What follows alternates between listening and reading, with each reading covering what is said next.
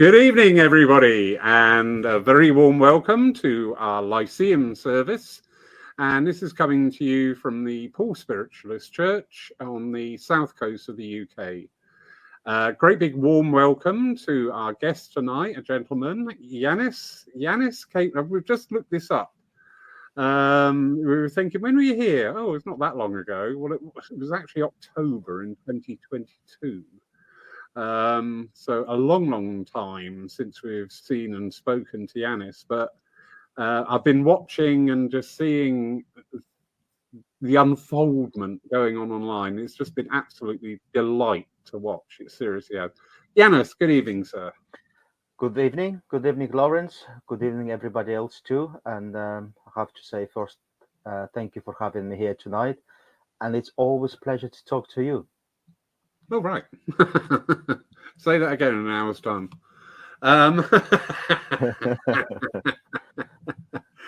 So, as I said, because of the nature of our social media platforms now, we're all kept up to date with everybody and everything, what's going on. And you really have come into stepping into your power at this time. And it is really lovely to see. I remember when we booked you here for Paul, it was because there was a post out and you ended up taking your first service, a bit like a lot of people happens. The medium doesn't turn up and you're sat there innocently enjoying yourself. And then the next thing. Yeah, that's exactly how it's happened. Yeah. And I just saw that and there was just something about you. And I thought, I really like you. I like where you're coming from. You've got a really nice energy about you. So it was a great delight to host you physically down here in Paul and do our Lyceum Night, which is still very popular with people because you came out with some lovely tales. You told these stories with a meaning and a purpose, and they were beautiful to listen to. So, you are a great orator. So just what have you been doing in the last, what are we doing? October, November, December, January. 16 months. What's been going on in Ianis world? Well, it's a good story. That's exactly what happened. Someone cancelled at Wellingborough Spiritualist Church and invited me to do my first demonstration of mediumship. And by the time I finish, I think about 2 hours later, because obviously someone put a post on the Facebook. I had about 7 different churches contacting me the next morning. And it started from there, and it spread quite quickly, even though it shocked me at the same time. But I've been working really hard, lots of demonstrations, lots of at the same time learning, still sitting in the circle. I mean, things change a little bit, so I run my circle on Zoom, which is great, and also doing circle for one of the churches, which is once every 2 weeks. So going into teachings, I'm the same time learning quite a lot. We're doing lots of SNU courses with SNUI online, and obviously going to Arthur Finley College always helps. Already been there once, and I'm going there again, plus few open days and few classes at the same time. So it's been a wonderful progress. I have to say, Spirit never let me down. For some, in so many things, and you're kind of getting tired, and you're thinking, I'm not sure if I can carry on. But somehow they always uplift you. They always give you that energy, and what spiritual energy, you get fully energized. Okay, and you also they always give you that support and just little nudge and a push, saying, keep going, keep going. There's no reason to stop. And what's really helped me is that realizing doing a service for others, it's one of the greatest gifts we can have here on the earth plane. And just getting that really joy, each message that you give, when you give somebody that confirmation that somebody in spirit life looking after them and trying to help them, it's the loved one or the spiritual guide, give them a little nudge and nudge in a direction the way they should go, and just truly believe themselves. it gives me this wonderful strength, love, and compassion to carry on. Beautiful, beautiful. I do love there because you hit on something that's very pertinent and very emotive with me, that you continue on with your development. Mm. We do see occasionally, time to time, I've got the title, I'm getting bookings, so that's it. I don't need. Why would I need to sit in circle? And do you know what? It really is shining through. I've noticed now that you're quite comfortable working online as well, doing Zoom dems. Yes. How are you finding them? It's actually quite interesting story. About just over a year ago, I actually went to my local spiritualist church in Hitchin, and one of the really good local mediums and a really good friend, he looked at me and said, "I need to give you a message from Spirit. I'm not sure who it's coming from, but you should get yourself a laptop and go online." And until then, I didn't have a laptop. I said, "What do I Mm-hmm. need a laptop for?" He said, "You have to do something on Zoom. I don't know what it is, but the message, do something on Zoom." So I'm thinking, I always give other people messages. And there's a good message. I should go and get myself a laptop. And I did. And went on Zoom and started doing just private readings on Zoom and also learning on Zoom. I created Circle on Zoom because you, the one who inspired me, because you are truly pioneer who took spiritual movement online. You still have a church that you have a demonstration, but at the same time you're streaming online and coming to you and visiting you thinking, well, it actually works exactly the same way. The spirit is here. You don't have to be physically in the room. So I'm thinking, if you can do a message to somebody, why can't I open a circle on Zoom? So I thought, really, just give it a try, Ianis. What can go wrong? And nothing is different. Sometimes I think actually it works even better. And what really helps with that is that there's lots of people can't travel or they live far away. And we're creating this wonderful community. Some people it's like 30 or 50 miles away, but we're creating this wonderful community of working together. And I took even one step a little bit further. Recently, I started Trans Circle, and I've Okay. always been told you can't do trans online because you have to be in the presence, you have to be in the room. I said, well, you never know. Give it a try, and it works. It works wonders because spirit Brilliant. know how to come in, how to communicate, and they also know that they're not gonna put you in such a deep state that you fall asleep or you can't come back. So they do it very, very gently, and they do it step at a time. Of course, you need to have very strong communication with your spiritual guides. You need to have a full trust in them.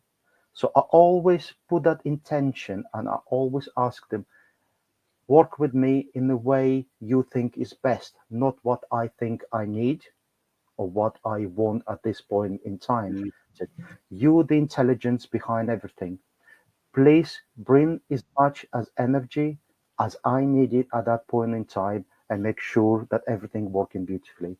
And they never let me down. Brilliant.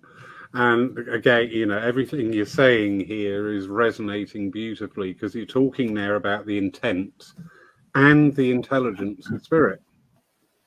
And that's something that sometimes we may neglect the intent, or actually we deny the intelligence of spirit because we put it in our box, our mainframe of, well, only this can happen. Yeah. And if you actually go in with that thinking of only this can happen, guess what? Only that will happen. What happened? Yeah. Shock horror. That's the thing. It's actually having true trust. Because I always said to myself, right, I've got few spiritual guides. I'm really in close contact with them. I talk to them on a daily basis. So they know how my energy works. They know how I think. So they always bring something that I need. And sometimes they push me, sometimes they pull me back a little bit, saying, hang Mm. on, hang on, one step at a time. For example, don't rush into that one yet. Create maybe better base or just a bit more strength before you go into that direction. But you can do this way. And because I kind of really let them do that, they take me in such a beautiful pathway that I totally love it. And I can't say anything negative about them. Mm. You know, you done this to me. Yes, sometimes they put you into test, because sometimes we thinking, all right, we're going this way, and I finally worked with my shadow, and I'm in the perfect place. So they will always bring something just to test you one more time. Are you really? Can you cross that bridge without seeing it, but have that full trust? And as it's in the Bible, you can only cross that bridge if you believe it's there. Yep. So have that true belief. And things change in the way spirit works, especially on Zoom, because sometimes we always bring communicator, we describe how they are. But recently, in the last few months, they're coming in slightly different way. And as person just join in on Zoom, and before I even go into describing the person who is the communicator, they give me something specific, just one or two words for that person, and I go, right, I think, for example, there's you just bought yourself new slippers, and I go, oh my god, how do you know? I said, trust me, I don't, but the spirit just told me that for a reason, and the person who's saying it is your grandmother, for example, and she looks like that, and then they go straight into the message. Soon as the person recognizes who it is, they're going straight into the message, because what I've been told by the spirit now is everything is in the message, and the confirmation will come in with that too. Mm. But then, Yeah. if people are ready for the message, sometimes people coming in, if they are first time, they just want confirmation who it is. They want facts, and spirit gives you that because they know what the seeker needs at that point. So they will give you what that person needs, not what I think I should give it to them. Because you can spend whole hour just to confirm, and then your grandmother also said this, and she also had this and this. Because that person need that confirmation. He need to have strong belief before we go any further.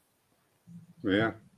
And it's I mean, it confirms the uniqueness of our mediumship. Everybody's mediumship is in their own unique way, but we do have those commonalities.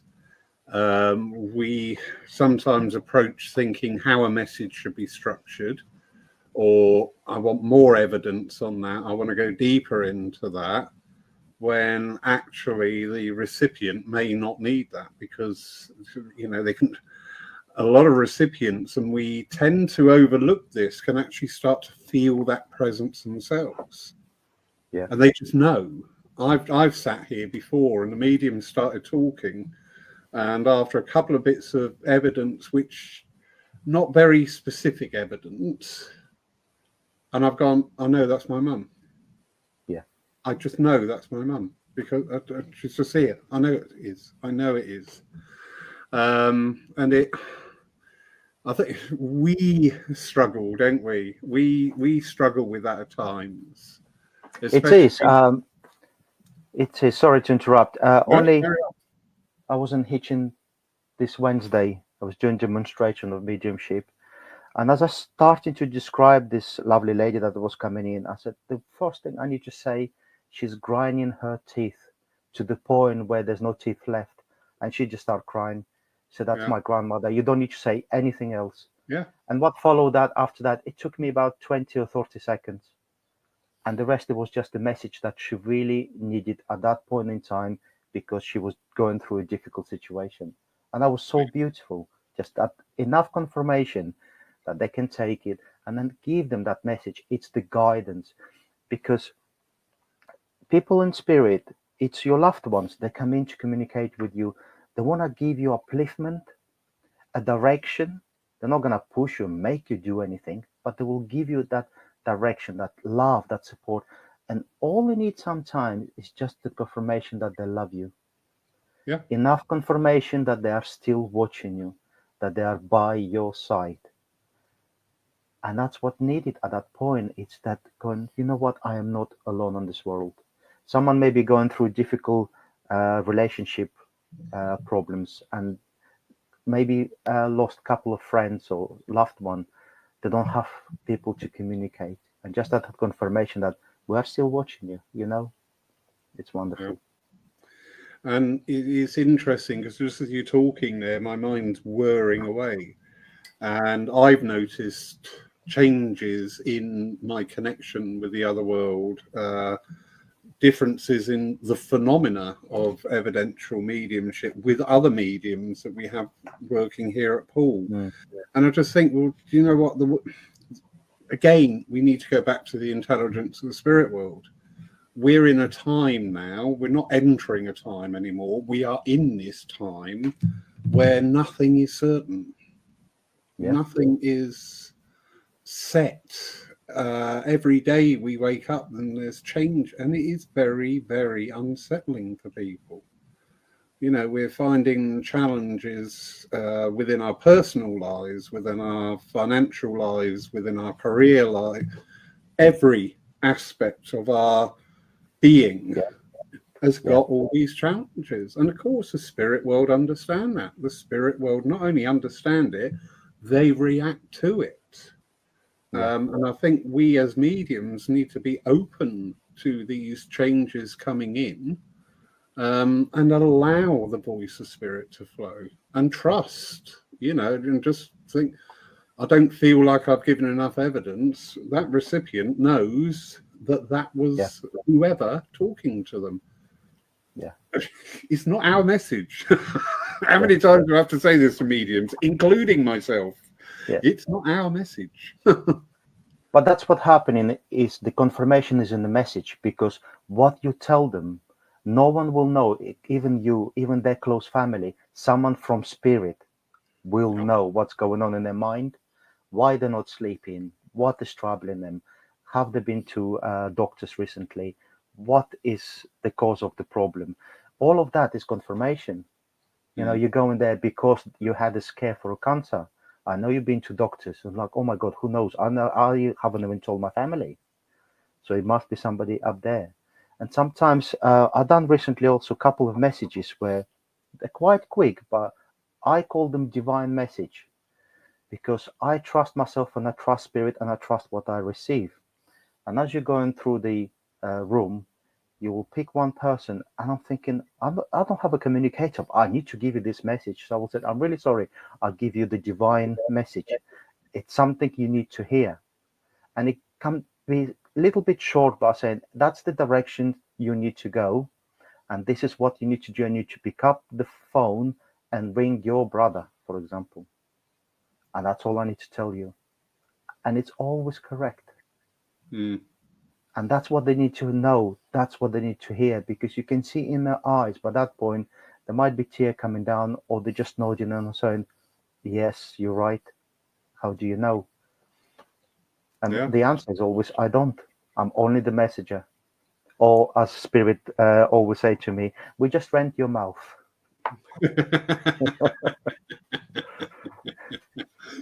You sound like you've got the same team as I've got. But it is, as I say, we are now in this changed world and continue to change. Do you think this offers spiritualism a really good opportunity here to step up to the mark, to not only deliver that wisdom, knowledge, and love from the spirit world, but even in more practical ways of supporting our communities, bringing people together? I always say with our demonstrators here, and usually through the address, when I say they do the job, I'm not being condescending, because to me the job is they give everybody hope. Yeah. When we go out of the doors, there's hope has been instilled. You're right. Things are really, really changing. And we notice more and more that younger generation, children now, they're more sensitive, they're more receptive to spirit. And that's why at this point in time we've seen so many youngsters struggling, because they are sensitive and receptive.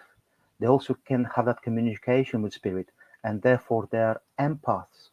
So they pick up lots of energy. And you're right, in our society now, at this point, with everything going up, with struggles and a big shift and a change, people, especially young people at the moment, they can see all of that. They're realizing that the life is not easy, and the whole society doesn't go exactly it maybe the way it should, and there's not enough happiness. So they pick on all of that. And I think the intelligence of spirit coming in at this point, and that's why they're taking lots of stuff online, because youngsters spend lots of time on their phone. They're going through their TikTok. And I know I have two children, and my eldest one, who's only 20, coming in and going, he knows what I do. He doesn't ask too many questions, but he's happy with that. But recently he kept coming back and saying, I've seen this on TikTok. Now I understand what you're saying.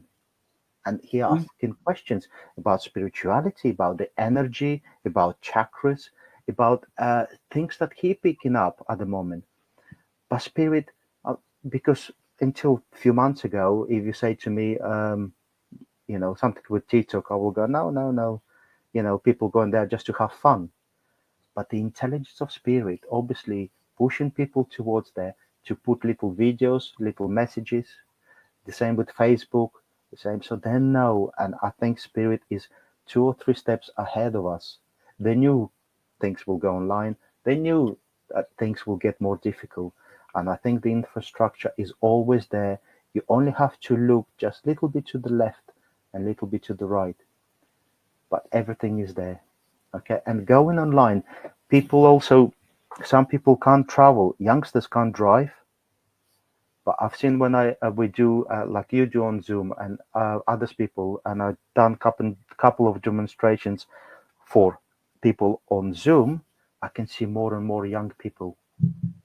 Yeah. Which is great. So you're right. The intelligence of spirit is much ahead of ours. They know what is going to happen, so they put just little things just underneath, just there when we're ready to pick up. For anyone, it's always there. Brilliant. I have a saying of spirit: we use a rusty nail to get a message across, and that's not derogatory. It's just to say spirit will use every avenue to get the message across.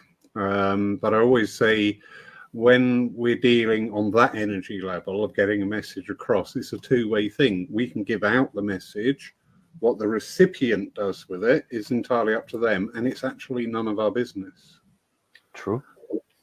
Yeah. Absolutely.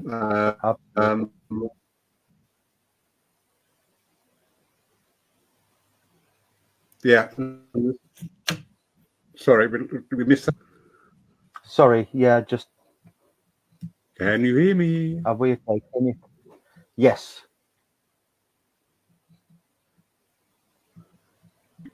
Sorry, can you hear me at all? There's a little bit of a sound problem there for a little hiccup. Yeah, we can hear you. I think that's spirit saying, look, see what we can do. Exactly. Exactly. You see, how dare you call me a rusty nail? Brilliant. Love it. But it is it's just so interesting this time, and I'm not being demeaning about it, because there is just so much going on, and it's actually we're seeing so much come across on social media and different things, and it's very hard to sort of keep a balance on things and not get too engrossed and not let things wind you up. If that's somebody's belief system, absolutely fine, carry on. All right. And it does make us look at our own philosophy and our own belief structure. I've gone very much back into spiritualism, because everything, in my opinion, everything we do within spiritualism is evidential in one form or another. Yeah. We have obviously the evidential message. but we can have evidence come through our healing mediums, through our spirit artists, through our philosophers. When you get an address that really bounces around the room and hits everybody on a level, that's our evidence trail. Yeah. We've got to broaden our view of what is evidence, and evidence is no longer confined to the sitter going yes or no. Evidence is that you resonate, that you touch people when you are working in whatever aspect your mediumship unfolds. What do you think of that? Well, see, this whole Earth plane is designed in a way that we kind of, by the time we come here, we forget who we are. So everything in a way hidden in the plain sight, and first starts with the books, okay? But when you're ready, you have to be ready to get awakened. Now you can get awakened by so many different ways. Someone told you something, you might have done a yoga, or you went in nature, or you just simply woke up one morning. So when you're ready, as they say, the teacher will appear. But what's really nice is, for me, when I woke up, everything was there, but I was ready to wake up, and I was ready to step on the spiritual path. And once you step, people like you, selves, and so many others will help you on this journey. And I feel like this is now my time to do exactly the same. But you have to do it in such a gentle way. Just be there. If someone ready to come up for air, I created a space where I can say, hi, how can I help you? But we can't force spirituality on anyone, because the only thing when you do that, people just back off because they feel like you want something from them. And that's not the point. We're not a religion in that sense of way. We're just creating a space, that beautiful love, which only comes through your heart. Yes, we have to use words to produce that, to do the address, and that's really, really important. You're right. You're absolutely right. And the address has to come really from your heart. It's what your teachings, what you understand, and what really resonates with you. When you do that with true belief, it resonates. People really believe and can take that. And even if they know, if someone just walked in at that point in time for the first time, they can look at the medium and go, I don't know what he's saying, but he's saying with so much conviction that there must be true in it. I might come back and listen again. I might look into something. I might go and buy a spiritual book. And that's what happened to me, because in the beginning I used to look and I go, there's something there.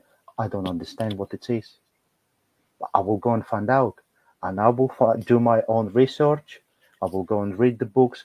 And bit by bit, you find the little pathway. And it's like hidden in the plain sight. And then only take somebody, you woke up and just someone give you that one final message saying, you're on the right pathway. And this is maybe the next book you should read, or this is the next person you should go and meet. And everything starts to open up. But it will only work when you are ready. You can't force the process. Yeah.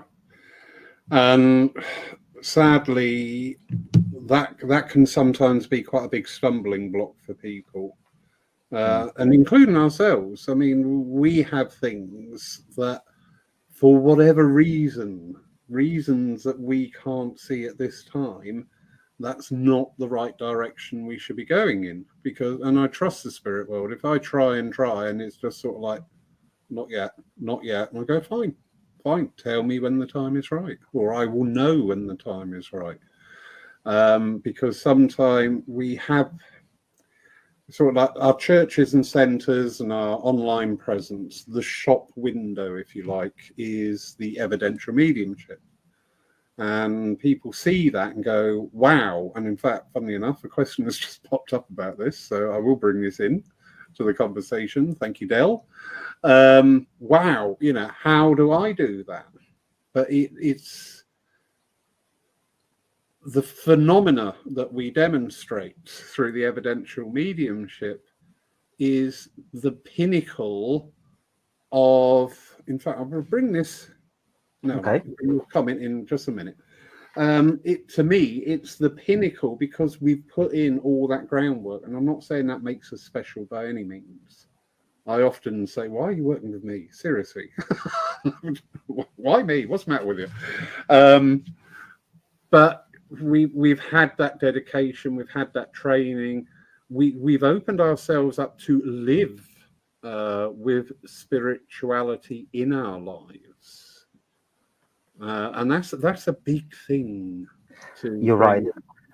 See, sometimes people step on the spiritual path and they try to force things in a way how they used to live. For example, in a normal life, they would have a better job, more money, better car, better everything. And then suddenly they're going turning the intention from being finding things outside of themselves inwards, but they do it in the same way. They're going, right, and now I'm going to go and sit in 5 different circles. I'm going to go and read lots of books and maybe go to different lots of classes and, places, colleges. And they always start doing well, but then they stumble, you're right. And that's where they think, oh, well, spirit doesn't work with me because they try to force it. Yeah, And being spiritual, it doesn't actually mean you have to be a medium or healer or work in that way. Being spiritual is truly being spiritual inside. And yeah, that's simply being a nice person, love one another. But the first thing that person has to recognize the soul within themselves. Because when you do that, you look at everybody and you recognize soul in each one of them. And you're yeah, going through their eyes, as Christians say, eyes are the windows of the soul. But until you can recognize that soul within yourself, until you truly can look yourself in the mirror and say, you know what? I am okay. I am a soul, maybe humbled, and I will step on this path and I will help others. I will love my neighbor.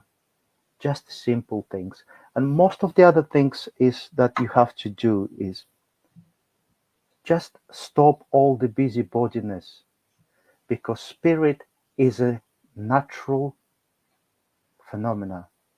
It's your nature. And when you stop running around and even being in different circles, you have to find a time to sit by yourself, to be comfortable with your own skin, to be comfortable with the presence of the silence. Because in silence, when you recognize your own breath, which is your true natural happening, every breath that we take, it's the energy of the spirit that we draw within our chakras. And when we quietly sit for more than 10 minutes, spirit find that space and I come in slowly and gently. Okay? Because we don't know how to force anything like that. We don't know how it's works. But simply recognize that we are the spirit and we are the soul. The rest will just happen. Because when you do that, spirit comes in and say to you, right, you finally step on the right path. Now we will help you, what we call with the brute force. yeah. So nicely timed, Del, and she's asking a question. How do you know when you're ready to work with spirit? Okay. It's a good question, and just about what we was talking about. Yeah, The best way to do it happened to me personally. I think I was about 14 or 15. When I started to feel and be aware that there's a presence around me and there's strong energies, I just sat quietly for about an hour by myself. I turned all the lights off, I put the candle, and I just sat. I said, if I can feel those presence when things happening like normal people walking around me and I still feel it, then there must be more to that. So just find a quiet space and just sit. You can sit by yourself, you can sit with your friend. And that's what the best circles are. You go in a circle and you sit. And if you're ready, spirit will come in and you will start experience the energy, impressions, and the feelings. Because when I went first time to my circle, that was 25 years ago, I didn't get much. I sat there, I felt something, but I personally wasn't ready. I was doing it because someone told me you can become a medium. I went, okay, I will go to the circle and I sit. But I personally wasn't ready. So when the energy was coming in, I was pushing it slowly back, going, oh, I feel something behind me. I don't want it. And the spirit backed off. So when you are ready, spirit will let you know. All you have to do is find time to sit by yourself or with a friend and sit in silence. And trust me, you will know. Lovely. Yeah, nice advice. Nice advice. I would add to that, Dale, that how do you know when you're ready to work with spirit? You make a lot of practices within our mediumship. And when I use the phrase mediumship, I'm talking about evidential mediums, healing mediums, philosophical medium, whatever, is self-reflective practice. So how do you know you're ready to work with spirit? So what is your definition of working with spirit? What do you think is going to manifest when you start working with spirit? Because in my experience, the best thing is not to have expectations. Yeah. Just to say, I'm here, let's talk. Let's find out. Let's see what unfolds. Because trust me, being up on that platform makes me laugh slightly at times because people say, oh, I want to be a medium. And I often retort with, oh, so you want to give up the next 40 Sundays of the year and travel here, there, and everywhere, no matter how you feel, no matter what the weather. I've never seen a millionaire medium, so forget the cash side of it. Seriously, you need to think about that. Yeah. What we meet and recognize mediums. There was a gentleman who used to run our local hospice, and if ever a soul came to this earth with a specific purpose, it was in this guy. He, well, you know, the hospice, obviously, it's the worst time of people's lives. And he would bring people in, and under his care and under the care plan, my father went in, this is my personal experience, in a dreadful state. The next morning, he was sat up in bed, fully compos mentis, able to hold a conversation. And I just thank God that was my last memory of my father, not how he went in there. And this guy just did all this. And he just thought, you can see the hand of spirit there. You can see that connection. I'm not saying he sat in circle. I'm not saying he went to spiritualist church. In fact, I do know because I said something about healing. And he said, oh, well, that's your belief. That's great. He was not a spiritualist, but that certainly did not stop the hand of spirit. And when we go back through history, we see again the hand of spirit at work with the peacekeepers, with the great orators who brought around change for the betterment of the human race. You can see that guidance there. So Dale, you know, just sit and don't have an expectation of how you are going to work with spirit. Talk to them and find out how can we work together, because it's always we. When I hear I, it's like a Carmen Miranda song, you know, I. I just think that's quite interesting. Are you going to let spirit have a voice in this? Because it's 50-50. Yeah, that's it right. must be 50-50. At the end of the day, we need to truly surrender ourselves because the ego must go. Not that it disappears. No, we have to have healthy ego to live on this plane. Yeah. But we need to surrender to spirit and fully trust. I mean, the intelligence is infinity. Why wouldn't you not trust that? Yeah, exactly. Really good question. I love this one. Thank you, Kath. Okay, books. Yes, kindly recommend some books to me. Excellent. Thank you, Kath. One of my favorite ones, only read it recently, about 6 or 7 years ago, Celestine Prophecy. Okay, yeah. It's a wonderful book.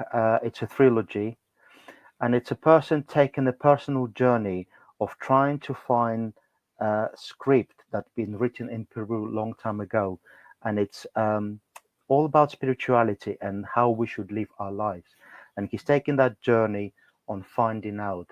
And by the time he finds the script, the journey that it takes him, he finds his own soul in the process. Mm-hmm. So that's a wonderful, wonderful book.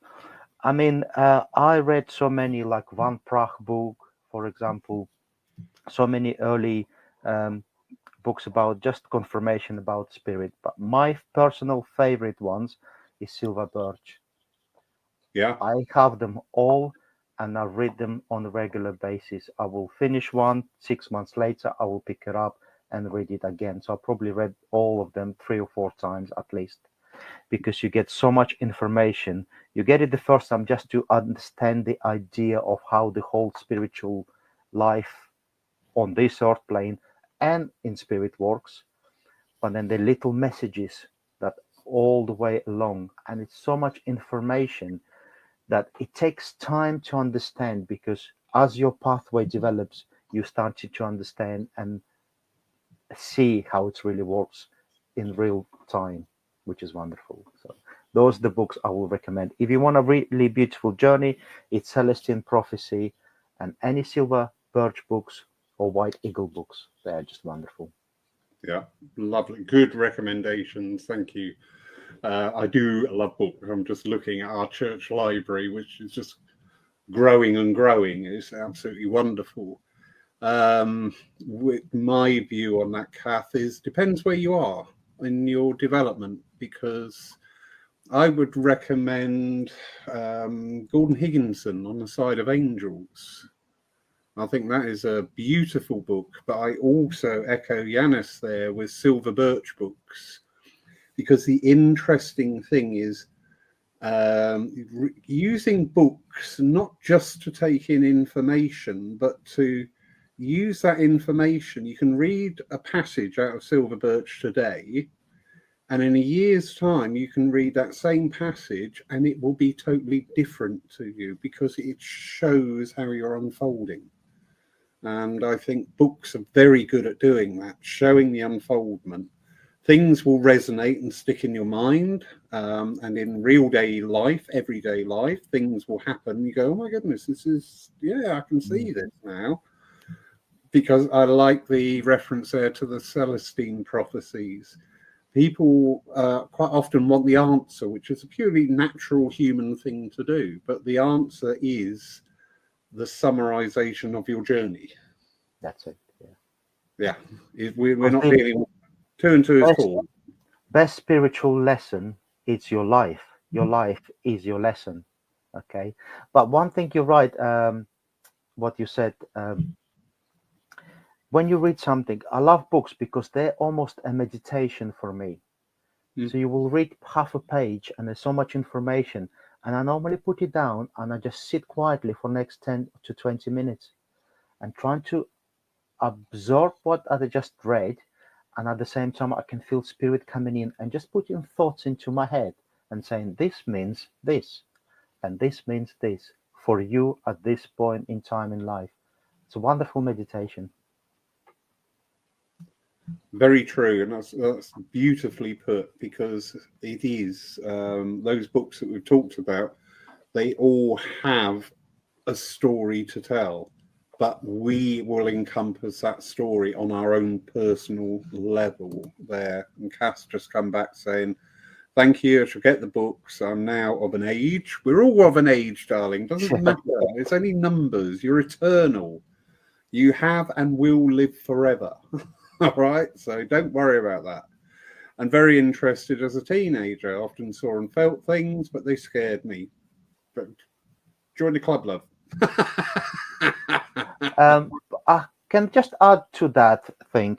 Sometimes people thinking, well, I felt spirit as a child and all through my life, and now I'm past 60 or 70, and I feel like I haven't done anything with it. That's not true. Yeah. The spirit worked on you even without you knowing, because Yeah. they throw so many life lessons, difficulties, breakups, For example, people say, I want love in this life. Simple love. So what God or Spirit will give you is hard breakups. You will have so many difficult situations that the only person you should love is yourself, and through that you will love everybody, even if they hurt you. Yeah. People say, I need strength. Spirit can't give you strength. They will give you again difficult situations to battle through and saying, you know what, I have achieved, and therefore I build the strength in me. And through form of the most difficult suffering, you will cultivate the best form of compassion. Only through suffering you can bring that through, and when somebody is struggling, you will recognize and you will put your hand out and say, I'm here for you if you need my help. Yeah. And that's life lessons. So when people say, oh, I haven't done anything, I'm sure that person helped others and gone through life lessons just to become a better and a wonderful person. Every day is an opportunity to do something. Every day is just And the having thing is, sometimes we thinking, oh, in this life we must achieve. Everything is achievable. And a life, it's not a thing. It's a process yeah. between coming to this earth plane and between going. And I'm sure we're coming back again, maybe on this earth plane or a different plane, but No, it's a process. no, hold I on, don't, no. Lawrence, I keep thinking to myself every now and then, who made this massive mistake? Who pressed that button that I have to be reborn in here? Who's done it? When I get back there, I will have a words. But I I know want what will happen. I will walk up there and go, right, who's done it? And go, you did it, Ianis. You did it. and you think that was rough. See what you lined up for yourself next. Yes. Oh, brilliant. Nice comment here from Cass Saunders. Oh, no, sorry. Thank you. That really resonates with me. I've had a very difficult life, blessed with wonderful children, one severely disabled who has brought me many blessings, and my work has always been in a helping role. So, yeah, it just bears out what you've just been saying there, Yana. She just You know what? cultivated the service to others. Being a spiritual person, and please, I'm not being derogatory or demeaning, is not walking around, oh, hello, I love you. Being a spiritual person is being there when you're needed, in whatever way, shape, or form. Is there, to help, to assist, to uplift. It's there to listen. We don't have to talk to people. We can just listen. This is a spiritual, and when we're in that vibration, when we're in that energy of being of service to others, that is leading a spiritual life. That's it. So often we see people need all the trappings, don't we, to show that we're spiritual. Well, actually, your deeds show you're spiritual, and actually, the light within. We see people, and there's just something there, and you go, great. Yeah, I don't know what it is. I don't know what you've done, but it's there, and it's beautiful, and well done, whatever you've done. So, Lauren, good on you, Kath. that's Good on you. absolutely beautifully said. And people sometimes always put this veil between themselves and the spirit. They're saying, we are here, we're a physical form, the life is here, spirit is there. They are both connected at Yeah. all time. The veil is me energy. I am the veil. When only you have to recognize that, because people go, no, I can't be. And I always say, do you have seven energy chakras? Yes. Do you have your astral body? Yes. Do you have aura? Yes. Do you have a soul? Yes. I said, well, they're all together. In this physical body, you have everything that you need. You carrying spirit within you. And as the old Mayans civilizations used to say, we are animated earth. The animation and the energy is spirit. So until I am moving around and speaking and taking breath, I am living spirit. We are one and the same. Brilliant. Yeah, love it. Heidi, good evening to you from wherever you are. She's saying, I met my twin flame 4 years ago. We are not together now, but I am on my spirit journey to find out to love myself, and I love it. Thank you. Yeah. And do you know what? You just got to be really careful what you ask spirit for. And I'm not putting a damper on it. Because I want to find love. Well, what sort of love are we talking? Are we talking physical love? Are we talking the love for animals, our planet, our environment, ourselves? Because if you can't love yourself, how can you love somebody else? If you can't find that space within you to love yourself, and trust me, I struggle with this every damn day. How can you love somebody else? How can you express that love when you don't know what love is? Yeah. I agree. Sometimes twin flames can be a little bit complicated and confusing, but she can look from so many different points of view. And the point of view I want to put across is that she found her twin flame, Mm-hmm. and twin flame or spirit looked at both of them and looked at her and said, yes, you're doing okay, but can you do it by yourself? Do you have the strength without your partner or twin flame that always helping you? Because you need to stand on your own ground and have that love within yourself. Yeah. But then as I say, people say, I'm looking for a twin flame. I always say, find your soul mate. So find the soul mate. Yeah. Find your soul first, and the mate will come. Very much. Yeah. Yeah. Heartily agree with that. And again, as I say, we put things out there at times. I want to find love. Well, you may find love for a short period of time. You haven't put that caveat in there. Yeah. You haven't said, I want to find love for the rest of my physical life here on this planet. You just said, oh, I want to find love. So somebody will come in, that love will be there initially in that attraction, but then for whatever reason, that may not stand the test of time, and then it will make you go back and maybe review what you mean by love. That's it. See, finding also love in somebody, it's wonderful, because what happens when you do that, you truly open your heart, because most of the time our heart is closed. So when you find somebody that love you, what they do is they find the key to open your heart a little bit more. But what the problem is, we get so attached to that person that we forget about love because we want to possess it. Yeah. And the idea is to still have an open heart and love the person that opened the love within you, open that heart, but in everybody. Because when you're in love, you become a loving person. And you suddenly, your neighbor going, oh, you're happy with me and you're talking to me. What happened to you? Well, I'm in love. But then that happened, and Spirit said, well, we're going to take that person away. Can you still love everybody and even that person in exactly the same way without any conditions? I can't give you my love because I'm moving away, for example. Can you still be in love with everybody else, the universe, and your neighbor? Or you're just going to close the door to your neighbor? Well, no, my life is broken. I'm not talking to you.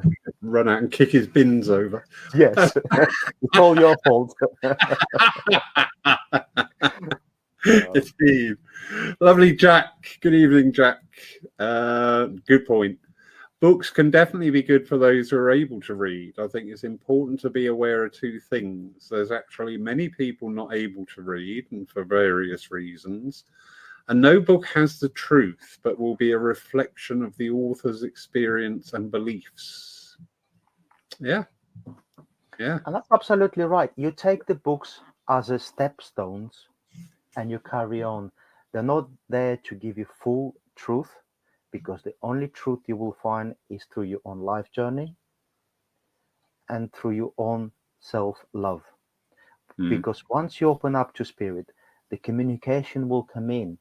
the wisdom will come in, the knowledge will come in of how you should be with yourself, how you should be with other people, which path should I take next. So the books, they're just a pathway for you. They're not the end product.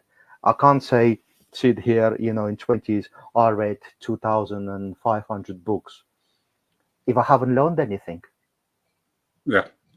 Because there is a big difference between knowledge and experience. We can sit there reading books endlessly, day to day to day to day, but if we don't actually put the practical side of what we're reading into action, That's it. you lose the whole meaning of it. And it just becomes a knowledge base, very similar to our evidential mediumship. Is all right. We can deliver a lot of facts, and you can end up with a very sterile communication. But if we go into each fact that is presented to us by the communicator, and because we should be storytellers.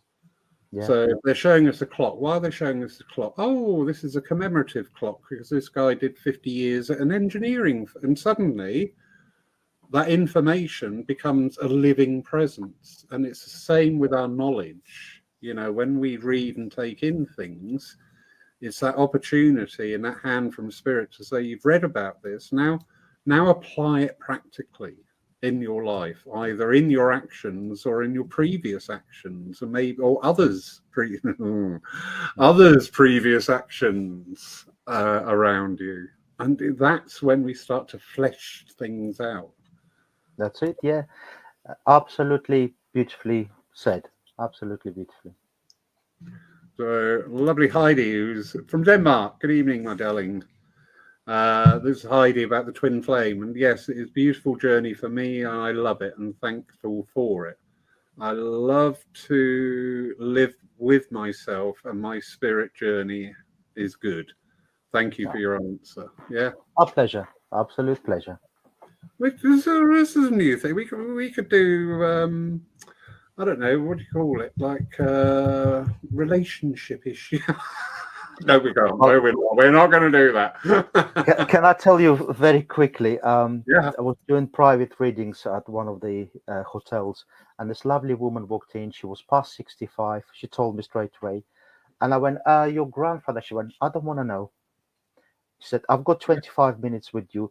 Tell me all about my love life. Am I going to find the white prince? Or prince on the white horse?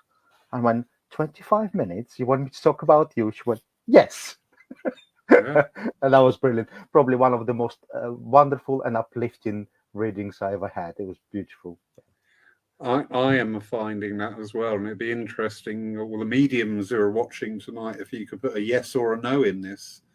With a lot of private sittings now, people have, and thankfully, in a way, have accepted that life continues, have accepted that their family and friends can come through and provide evidence of their continued existence. So they actually accept that now. So their questions within the private sit-ins tend to be more deep and personal. I'm not talking fortune telling. I always say to my sitters, if there's a tall, dark, handsome millionaire, he's mine. All right, you can get to the back of the queue, love. But they want to know more about their direction in life, and we've got to be very careful because there's a very fine line between our opinion and what is being given. Yeah, you're right. You're right. Lots of people now understanding that accepting life after life. So they know it's their grandmother. The only takes just say, you only have to say, well, she looks like that. Okay, what is the message? It's the message. But I always say when I give them advice, and in a way, because they ask direct question, should I marry this person or not? I said, I can ask spirit, and the way I'm feeling it at the moment, yes. But if you ask me tomorrow, it might be no, because from day to day, everything changes. And in the end of the day, don't look for the answer in spirit. You have to believe that within yourself. So I always make sure I say that before I give them the answer. But I've done with my own spiritual guides. I will ask them, right, tomorrow I've got to go left or right. What should I do? They go left. I ask them 5 minutes later, go right. I go, Yeah. well, what do you do? And the answer is, well, every time you will ask, we will give you the answer, but you still the one who have to make a decision. Exactly. Exactly. And very briefly, going back to that, should I marry this person? My instinctual reaction is, if you're asking that, maybe you need to ask yourself why you're asking that. That is a good point. Seriously, yeah. If you're asking a complete stranger that, there's your answer. Joanne Lewis, good evening, my darling. Forgiveness starts with self also, recognizing that we are meant to make mistakes. So we are able to learn and then realize that others make mistakes and they are also meant to learn. So then you are able to forgive. Absolutely. See, that's the thing. First, we need to recognize that the mistakes we've done, it's lessons. Yeah. They're not something we have to carry for the rest of our life. As long as we learn, and as soon as we learn, we have to let go of that negative energy, low vibration that's still holding us back. Now, the difficult part is watching others and recognizing that they're just about to make a mistake, but don't interfere. Each one of us have to go through own karma, lessons, to go through the process so we can live dharmically. In order to do that, we have to learn from the mistakes. So we have to make them. And I feel so many sometimes people on the spiritual path, no, you shouldn't do that. No, let them make the mistake. You see what is going to happen, but until they do it for themselves, you can't tell them. Yeah. Because you might help them today, but tomorrow they will fall again and it will be twice as hard. Let the children, especially children, let them make mistakes. When I was teaching my son to cycle for the first time and I was running behind him holding the bike, I remember that point where I need to let go. And I said to him, I will let go, do not look back. And I had to, and he fall. And it's wonderful because that's how he learned. The next time he didn't fall, but you Yeah. have to let go. And we have to do that. The difficult part is to do with our family, whether Yeah. it's your partner or your children, and we always interfere. And I get so many people, no, this is the way you should do it. No, this is your opinion. This is my opinion. And if I'm making a mistake, just be there for me when I fall. But don't Yeah. poke me and say, I told you so. But we need to forgive. We need to forgive because if we don't, the only person that will suffer is us because that energy stays within your energy body, within Yes. your aura, and it drags you down until it hits such a low energy vibrational frequency that you start getting too ill, you starting to become so anxious that many other physical problems will manifest themselves out of your own fear. And as with all things in our continued unfoldment, it's recognizing that it's like past arguments or disagreements with people. We can just cut that communication, but it stays with us. Yes. It may not be in our consciousness, or something will trigger it, and then suddenly you're back in that same energy. But even when it's not in your conscious mind, it is still in your energetic body. And this is something that I work with people on, is digging out some of these past traumas of this life, and getting it down to the energy level, because you find the more you delve down and into the energy, there's less and less ways of backing out of it. It will then trigger, say, something from your own childhood or your own life, and that's why it still sits there. So, and realizing what the trigger is releases that energy. It's just this ever unfolding path. I always say spirit communication just gets subtler and subtler and subtler and subtler. When we think we've cracked it, other stuff comes in and we go, oh gosh, here we go. Yeah. Well, I think lessons getting harder and harder, but the whole point of life is to become liberated. And to become liberated, you have to not live in karmically, but live dharmically. It means recognize your own doing. because karma doesn't translate something that you drag around with you forever. Karma translate from Hindu is you own doing. Means Mm. you have to take your personal responsibility, as the seventh principle of spiritualism is everything that you do has an effect. First thing it has an effect is on yourself first, because you might do something for others, but like you said, that energy will stay with you, and that negative energy will manifest in some kind of physical form. Yeah. And to live dharmically means recognizing everything that you say and everything that you do, even to yourself, and let go. And by moving through the process of liberating yourself, raising energy means become more kinder, more happy with yourself, and happy with others. Accept things as they are in society. Big change is happening. You have to accept the change and move with the change, because if you don't, you have dukkha.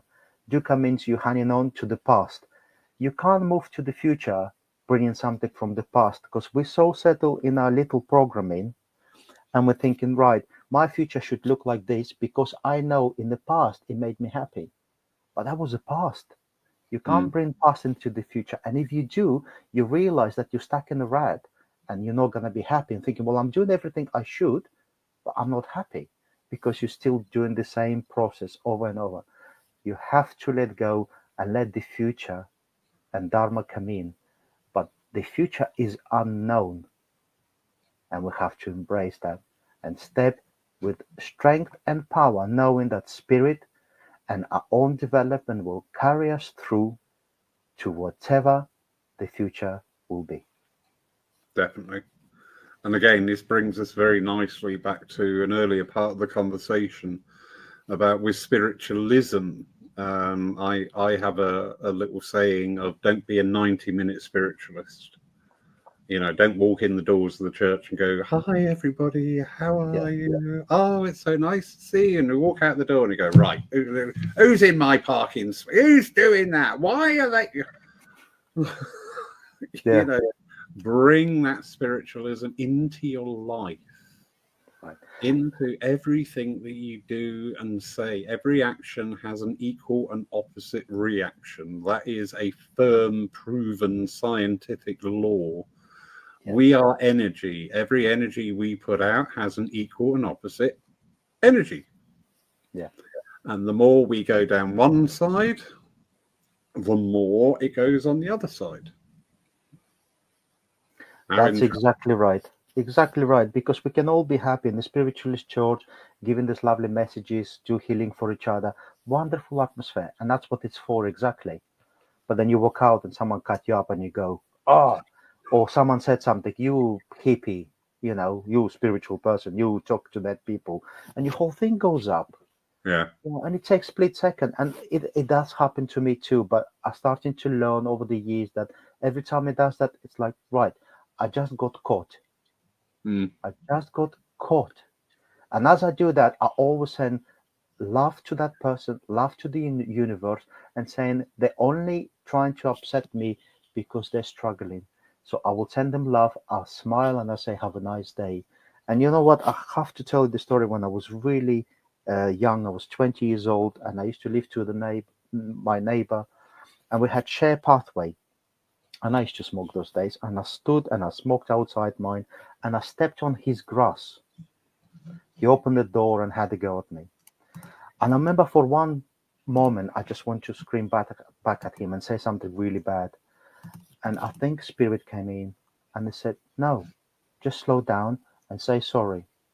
And I turned around and said, I'm really sorry. I didn't mean to do that. I will not do that again. And I remember he closed the door and I was so steaming inside. I went inside my house and I was ready to explode. I'm thinking, I can't Yeah. believe I just was so nice. He knocked on the door and he said, thank you, and I am really, really sorry. I had really bad Yeah. day, and my wife told me she's leaving me, and I was really upset. So I snapped at you for no reason, but because you haven't reacted and you said sorry and have a nice day, you make me feel really bad. So can we make it up? And just the power of loving thought and not reacting to somebody at that point because they are struggling. We don't know what's happening with people. Yeah. We have no idea. So just not be reactive, but send the love. And that's what we're here for. And that's a beautiful reflection of how we are on our spiritual pathway, because we now recognize, I'm no angel.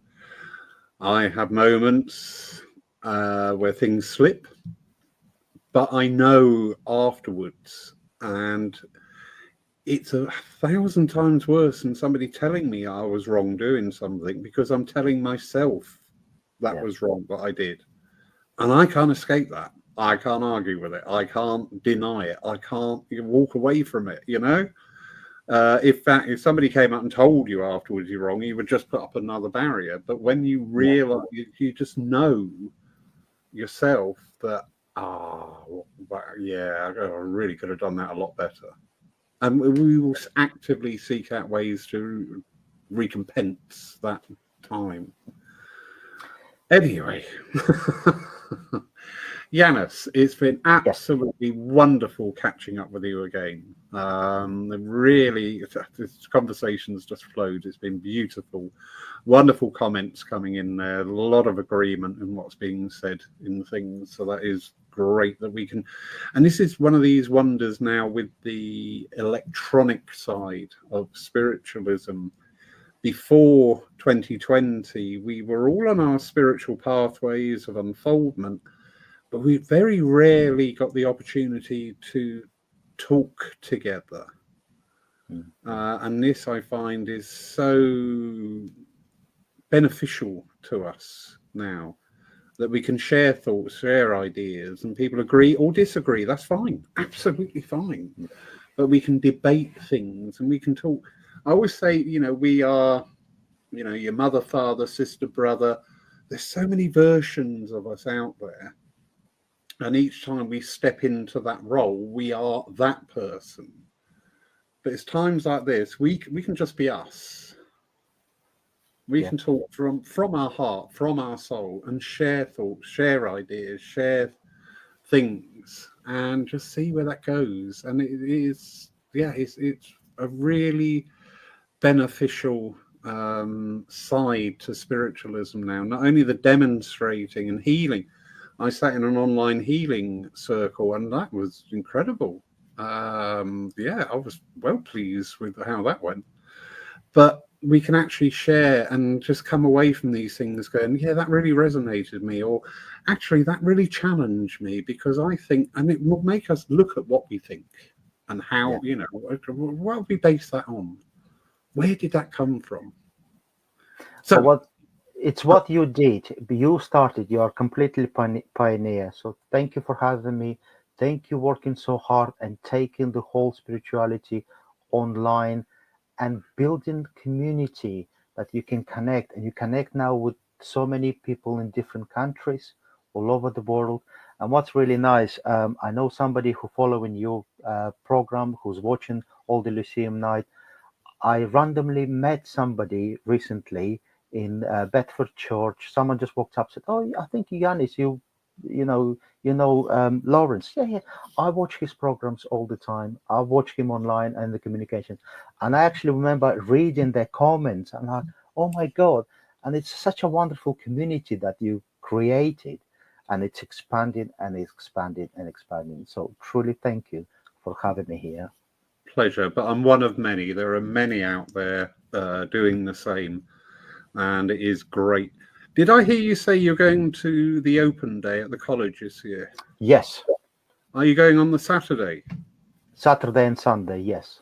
You can buy me a drink on the Saturday, because we're taking a coach load up from Poole and Southampton. So we can actually meet in person, which is always really odd.